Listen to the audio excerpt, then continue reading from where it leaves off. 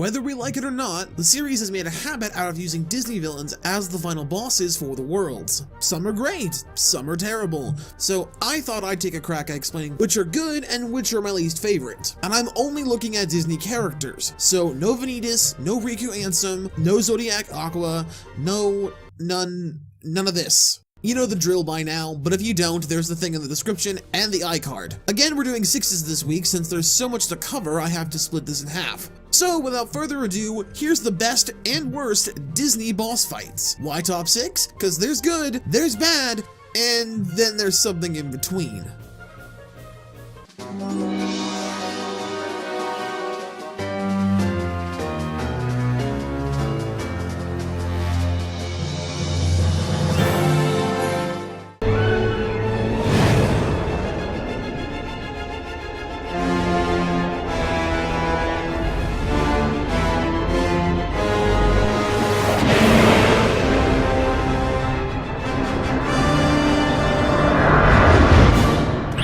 What I like about Chernabog is, while it's easy to bypass his attacks with Leaf Bracer, he at least has some retaliation for it. For instance, he has giant flame pillars that if you get stuck in, are really annoying to deal with, and the whole wind spell knocking you back thing is pretty smart since it makes the fight last longer than if you were only whacking him continuously. So, overall, not a bad trade. He shows up, gets wrecked, and then leaves, which is always favorable in a boss.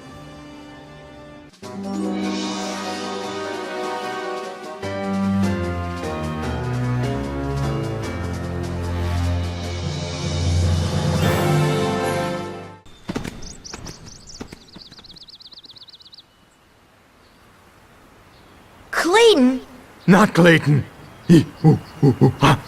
Oh my god, do I hate this shotgun. And this damned stealth sneak! This fight is one phase longer than it should be, along with the idea that you have no idea where his health bar is at this point because you don't have scan yet. And ooh boy does that get old. The only bonus this boss has that keeps him at 5th worst is that you get the almighty cure from this fight, which is always helpful, but still, fuck this! I would have preferred a heartless boss instead.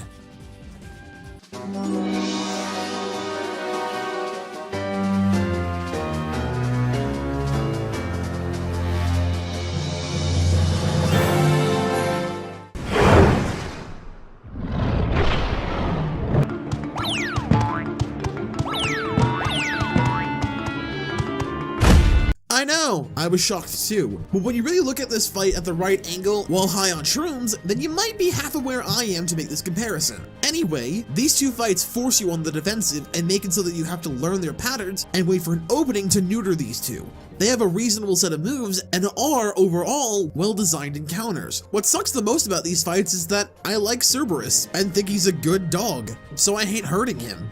But this cat can go die in a hole. His name is actually Satan, for God's sake. What do you want from me?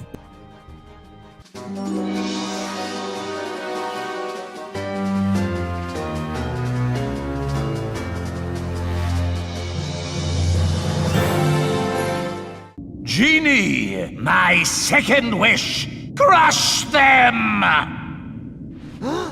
Genie! No! Sorry, Al.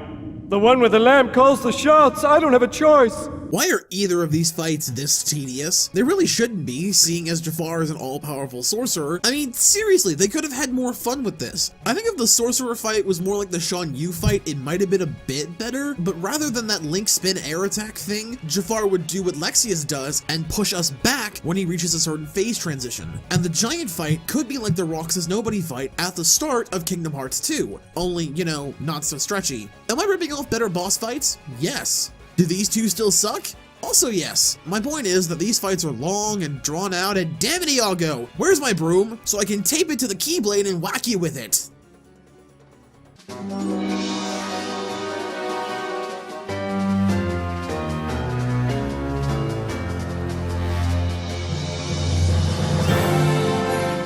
You poor, simple fools. You think you can defeat me? Me, the mistress of all evil! This This fight really isn't hard, but there's a lot going on that makes me fear Sora's tasty gams. Also, this fight has multiple ways to go about it. You could gravity spell her Nimbus Rock to deal damage at a faster rate, or you could whack it for an eternity to then do some damage while also gaining mana. Or, when she does the meteor attack, you could use Slap Shot and hit it back at her, or run and hide, or deal with the Defender Heartless she brings in, or whatever you think would work best. It's still a Kingdom Hearts 1 boss fight, so mashing X is still the main way to win, but still, it's got a lot of variety to it, and that's always appreciated.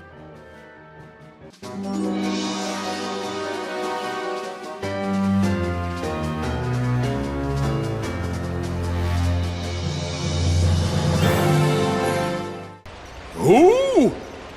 Santa Claus? I don't know what you're talking about. And why is this roly-poly red guy here?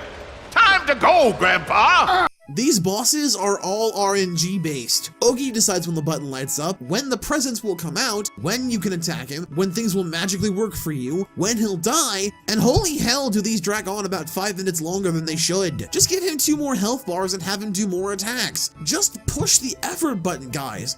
Even halfway would be fun. Like, if we took out the arbitrary limits but kept the gambling aspect, then we might have had something here. But as they stand, I think they need to roll again.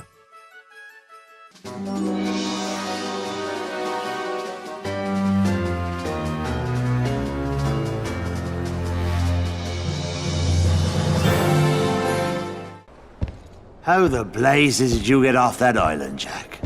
When you sailed away in my ship and marooned me on that godforsaken spit of land with naught but a pistol and a single shot, you forgot one very important thing, mate. I'm Captain Jack Sparrow.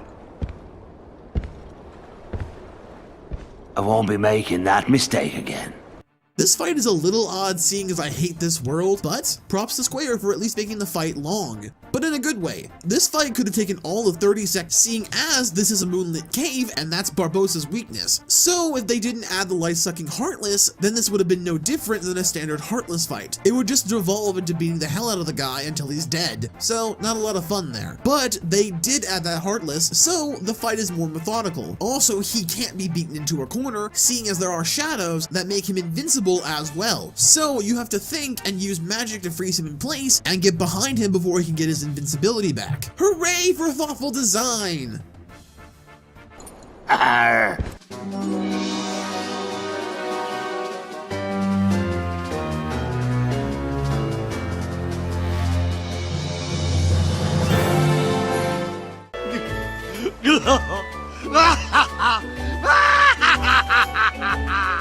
At last, that scurvy brat will never trouble me again. I wouldn't be so sure of that, Hook. You could say every Disney fight from Birth by Sleep belongs on here, because the surges turn the fights into mash triangle to win, but even without the surges, I think this fight is really bad. You can just stand in the shallow water and shoot magic at him, or even just do physical commands, seeing as Hook will just run at the edge of the rock. The only saving grace is that he's a one-off rather than popping up in every version of the story.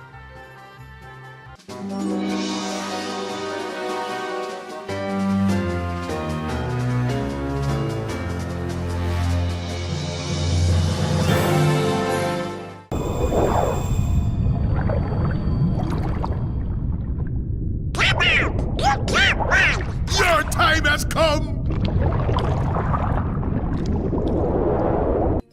Okay, hear me out now. This fight is a lot more complex than people give it credit for. Yes, it's basically spam R1 triangle to stun her, then bash her in the face, but shut up and listen for a sec. I think this boss fight is the best of Kingdom Hearts 1, and the reason for that is because it's balanced around the tools you as the player have in the best way the game could deliver. For instance, here's the Phantom fight, which also requires you to use magic to win, but if you run out of mana or your party members are dead, the match is unwinnable, and all you can do always wait to die or restart the game. The Ursula fight has two major differences, the first being no doom counter on your party members. So if you have a potion or they have second wind, then you'll always have backup reserves. And this fight also has Flotsam and Jetsam, who Ursula keeps reviving, so that way you can keep regenning your mana. That's smart and good, and it needs to be in more boss fights, especially in this title. The fight has mechanics that make you think and understand the area around you.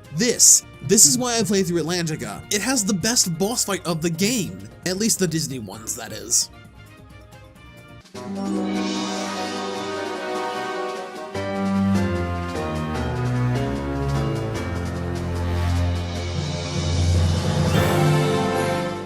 I know I just praised the normal version of these two, but the giant versions of them...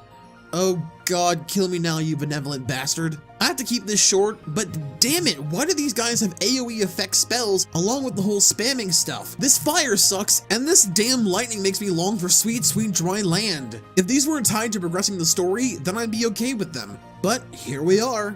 This one is really simple. This is an optional fight, and it's way too hard and so unnecessarily fast and frustrating and hot damn Square. Have I mentioned that I hate Lion Sora? Cause I hate Lion Sora. What can I say? I like flamers. This fight works for me, since Sark is a constant element, and I like that the MCP actually tries to fight back after being dealt enough damage. It's good, but not great.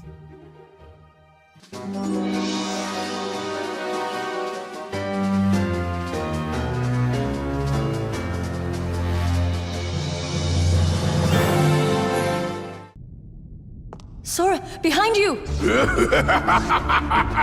What's wrong? Can't fight in the underworld? Oh, boo-hoo-hoo! The thing I hate about these fights is that they're so easy and so plentiful, but at the same time, so unremarkable. The only fight that requires a fuck to be given is the Meg Escort mission fight. The Hades Paradox fight is the same level of difficulty, only with a full rack of health bars. God, do I hope he gets a better boss fight in Kingdom Hearts 3.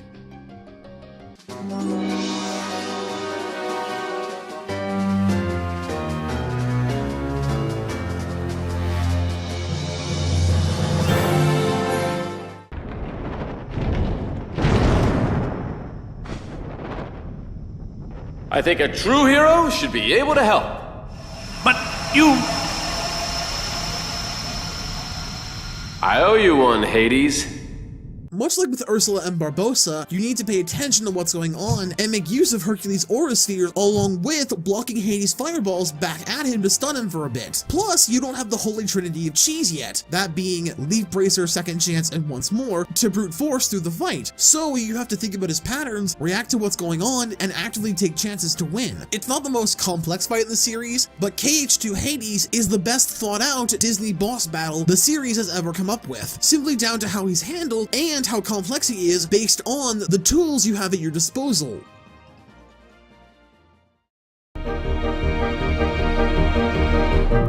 There you have it, guys, the best and worst Disney bosses of the series so far. Next time, we're looking at the games themselves. My name is Chris, and God, I hope this fat bastard gets a rework of the new game.